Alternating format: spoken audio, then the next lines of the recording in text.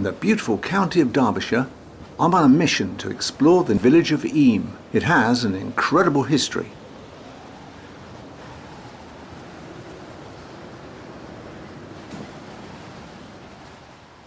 Arriving in Eyam, there's a large car park across the road from the museum. Now, if you're interested in Eyam's history, this is the place to be. It usually opens at 10 a.m, but is closed on a Monday, so check times before you go. Once inside, there's a wealth of information and graphics here. So this is just some of the info displays. And here's the culprit. A plague doctor, which if you were a child, would certainly scare you to death. John Daniel's medical chart reads, buboes around neck, delirious muttering and constipation. Diagnosis, not long for this world. Plan, don't bother. Oh dear. It's quite sobering to see just how many households were affected. And indeed, how many villagers died. The plague came to Eyam in the latter summer of 1655 and ended in November 1666, over a period of some 14 months. One of the most harrowing and tragic stories is of Elizabeth Hancock, who buried her husband and 6 children over a period of just 8 days. Absolutely devastating for her. So yes, the museum is the place to start. And don't forget to pick up a map to the village and where to find its most notable places. Plus, there are map boards displayed in the car park too. Well, that museum was fantastic and well worth a visit. The village appears to have changed little, as it does maintain its historic character, but of course there are the obvious modernities. The Jacobean Eyam Hall was built in 1672 as a wedding present for John Wright. Ironically, it still hosts weddings today. Next door there's a craft centre, cafe and restaurant. Yep, I think we'll do this on the way back. So now, I'm going to go down the street in Eyam and look at some of the plague houses. These date from the mid-17th century. With all the trauma that happened here, you may wonder, are they haunted at all? Well yes, some are reported to be haunted. Rose Cottage. It's where the whole family who lived here perished within a few months. How tragic. As most of these cottages are occupied, they must be well used to tourists pointing their cameras into their gardens. Plague Cottage. This is where the bubonic plague first came to Eyam. George Viccars, the tailor, opened a bundle of cloth sent up from London where the plague was rife and unknowingly warmed the damp cloth by the fire. This released infected fleas caught from rats. Thus he became the first victim of the Black Death. Poor Mary, she was obviously immune to the pestilence, as a few others were too, but how she and other families dealt with such grief, God only knows. Directly opposite, across the road from Plague Cottage, was the home of Emmett Siddle and family, and we'll hear more about her later.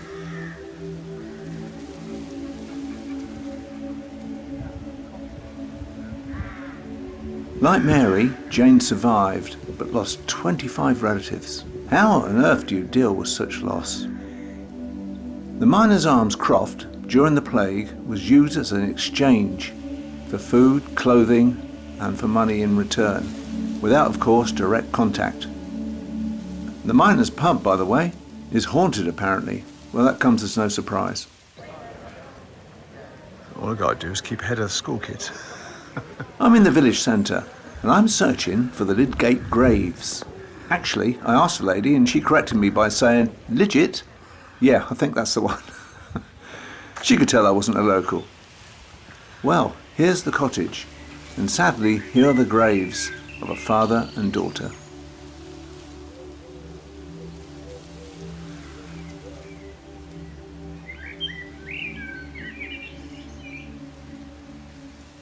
I stop for cake and coffee, and then I continue on my, I suppose, slightly morbid quest to find more plaques of the terrible family death tolls. The church bells toll, and that reminds me to head to St. Lawrence's Church.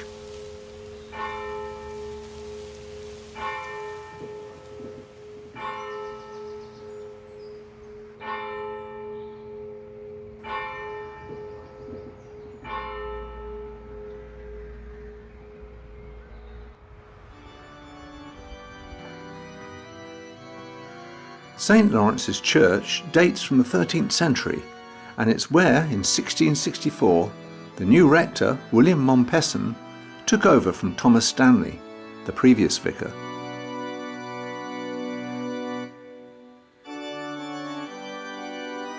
The church has a late Saxon or early Norman font. The stained glass window was designed by Alfred Fisher and installed in 1985. The beautiful stained glass window tells a visual story of the plague, its victims and survivors. The rector, William Mompesson, and the tailor draw in his last breath. A betrothed couple unable to hug each other, and Mompesson, with his wife and Thomas Stanley, planning to convince the villagers to self-isolate. Sounds familiar, eh? And it was quarantine that eventually saved hundreds, if not thousands of lives beyond the village. On the last Sunday in August, red roses are placed on Catherine's tomb.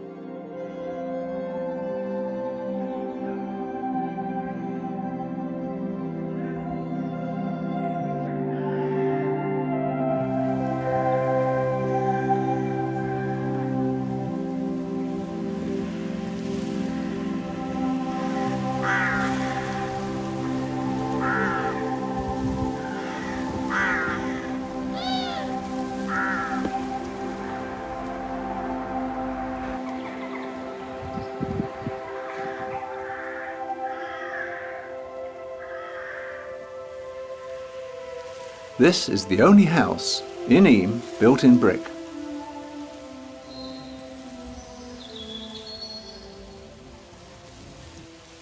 Now I'm off to find Mompesson's well. It's an uphill walk with great views down to Eyam village and beyond. There's no footpath up here, so I dodge the odd car passing, but I'm sure the locals know a shortcut. And, believe it or not, this is the sign to Mompesson's well that could do with a bit of a clean-up. Fortunately, the display panel gives lots of local information. It's not actually a well, but a covered stream, probably used by pack horses back in the day. Mompesson's well, right behind me, and it's here the villagers left money for food that was brought to them.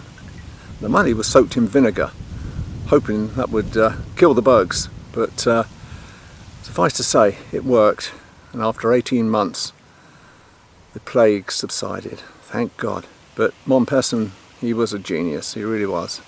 And sadly, his wife died of the plague as well, but he survived.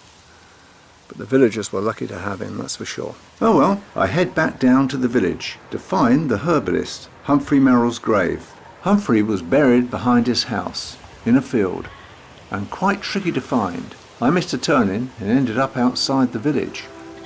Back on track, I have sheep for company.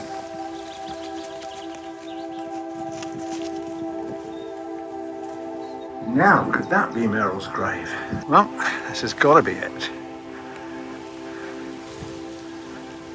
Well, that's quite away from the house. The story goes that Andrew Merrill, a relation, avoided the plague by going to live on the edge of Eyam Moor with his pet cockerel. He built a hut and lived there until the plague was over. Walking back down into the village, I come across these water troughs. There are several in the village. Well, I wouldn't fancy a drink from these. So this was the former home of Richard Furness, a multi-talented man and poet. Let's look at some other aspects of the village, like the old shoe factory, which was big business in the 19th century. Of course, Eyam has the village stocks, principally from miscreant lead miners, probably after being thrown out of the Miners' Arms. So now I'm on the trail to locate the Riley graves, which turns out to be a lot easier, particularly as you start off in Riley Lane. But I spot a group of schoolchildren once again ahead of me. Oh no.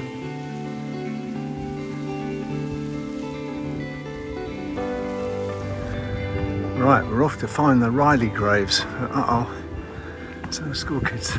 I was going to go to the Boundary Stone first, but unfortunately, although there's a big school party heading that way, and unfortunately too, right in front of me, Another bunch of school kids, obviously going to the Riley Graves. Oh well.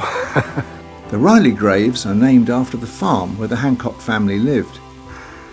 I can get my photography done first. Fortunately, I have 5 minutes to get across to the Riley Graves.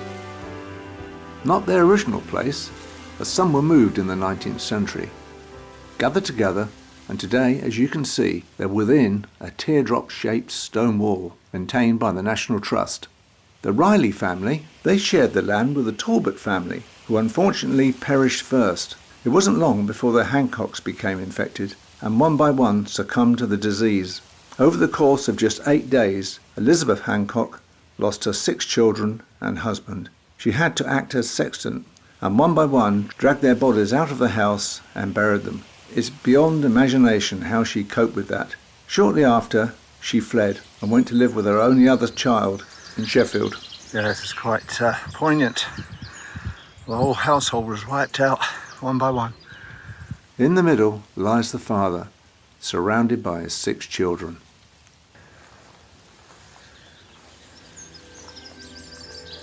Very peaceful here. That's of course if you haven't got a tribe of school children here. Well, that worked out a treat. Yeah, as they got to the top of the hill and bunched together and stopped for a moment or two, I was able to pass and zoom on and get my shots around the Riley Graves. So that was so nice of the teachers to hold back for a couple of minutes. Brilliant. So I'm off to the boundary stone now. So it's back down the hill into the village. It's up past the Lidget, or I think it's called. But I love this place. It really is absolutely fascinating history. Sad history, of course, in the 17th century, but how the bubonic plague came to Eyam. Of course, it was ravishing London at the time. About 100,000 died by the time that was over. And around 250, 300 died here, of a population of around 700, I believe. Although the figures are a bit variable. So, we make our way back down to the village square. Next is a hike out to the boundary stone. So, here we are again at Lidget Lane.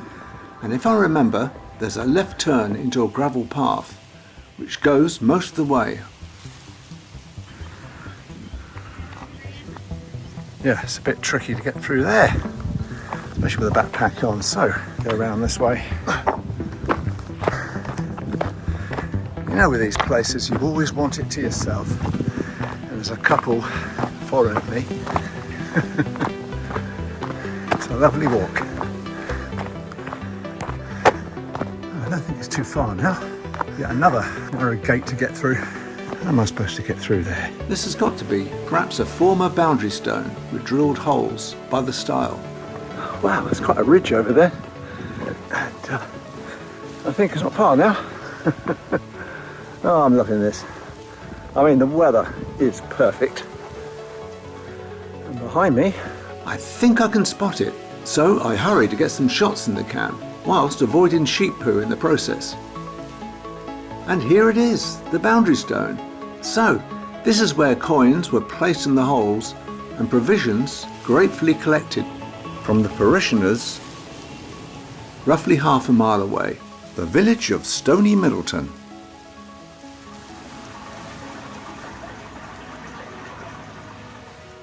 So, once again, coins would have been placed in the holes and soaked in vinegar to purify them. Remember the tableau of Emmet and Roland? Well, it's likely that the betrothed couple would have met here, as Roland was from nearby Stony Middleton, but of course leaving space between each other.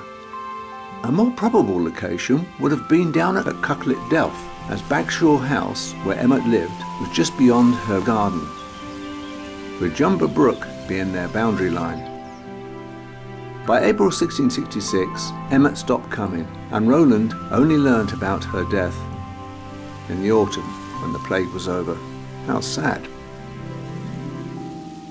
We'll revisit this location shortly. Whilst on the not-so-joyful subject of tragedies, in 1762 Hannah Baddeley, jilted by her lover, jumped off the cliff tops above Stony Middleton. As fate would have it, she was saved by her petticoats, which, on the way down, acted as a parachute and became caught up in brambles, which saved her life. Sadly, though, she died 2 years later, still unmarried. Where it happened was once a pub, now an Indian restaurant, in Stony Middleton.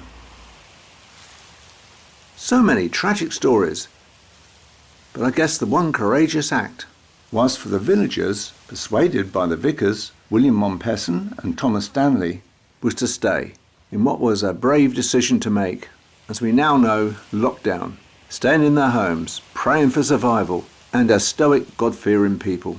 Thank goodness many survived. It's estimated that around 700 people lived in Eyam in the 17th century, and in 2001 the census recorded 926 folk living there. And as I mentioned earlier, the population hasn't changed that much.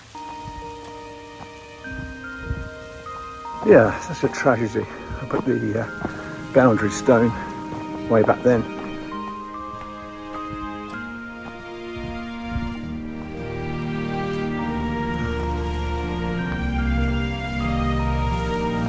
Now, next on the agenda, and probably my final venture here, is to go and find Cutlet Delph, now known as Cutlet Church. It's a relatively short walk to Cutlet Church, but before I go, the cafeteria next to Eyam Hall calls for a much needed coffee and cake. Leaving the courtyard, turn left and cross the road. Down New Close and turn left into Dunlow Lane. There's a van blocking my way, so I turned back and cut through the car park. I was in Eyam a few days ago, but ran out of time to visit some of the notable outlying sites. So here I am again, 3 days later.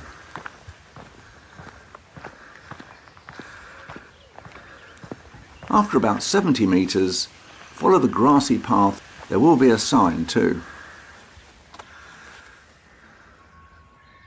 If you wonder why I seem to be out of breath, it's because I'm jogging between takes. I'm a man on a mission.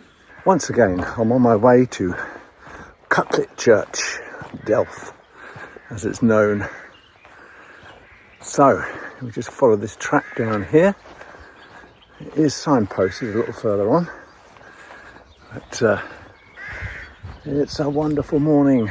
The crows are crowing. Bloody things.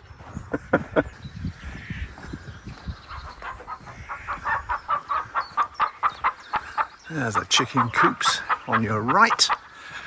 Past these.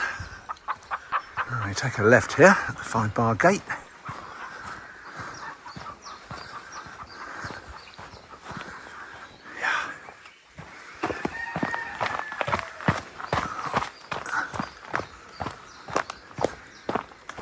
And over the stile. Here's the post showing the way to Cutlet Church.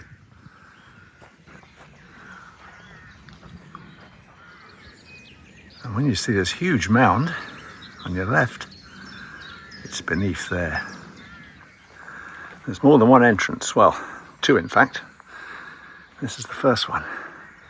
Thank goodness it's a dry day.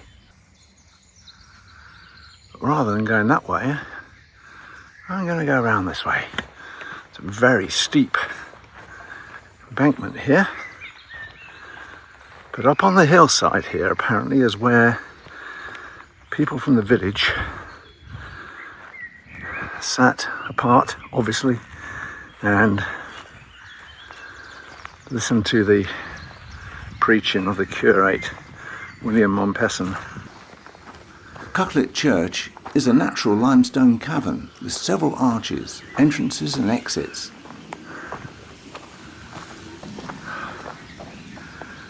Look at that. It's fascinating to explore. However, if it's wet, then take care, as the rocks inside are very slippery. Yeah, quite incredible. Quite incredible.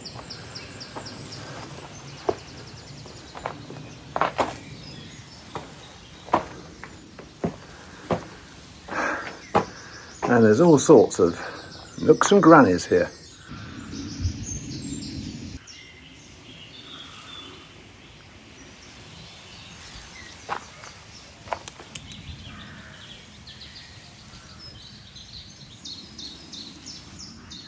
Behind the main entrance are several small crevices, which are apparently the result of erosion over the centuries.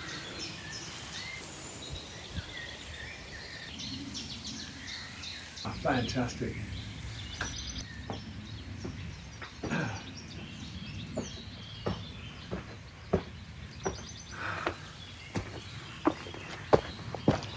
Well, I guess the congregation would have had a clearer view of the cave from the hillside here than they have now, 350 odd years later.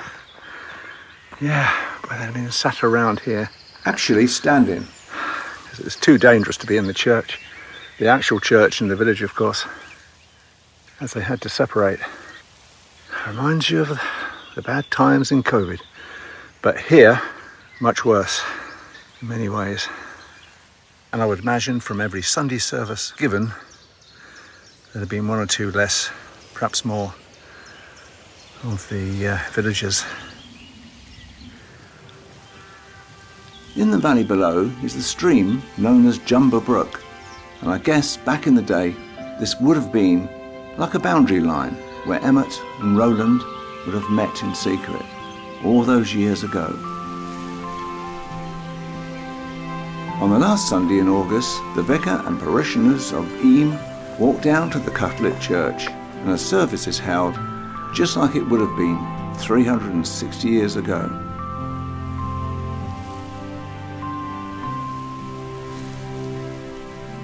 So, Eyam, what a fascinating place to explore and learn about.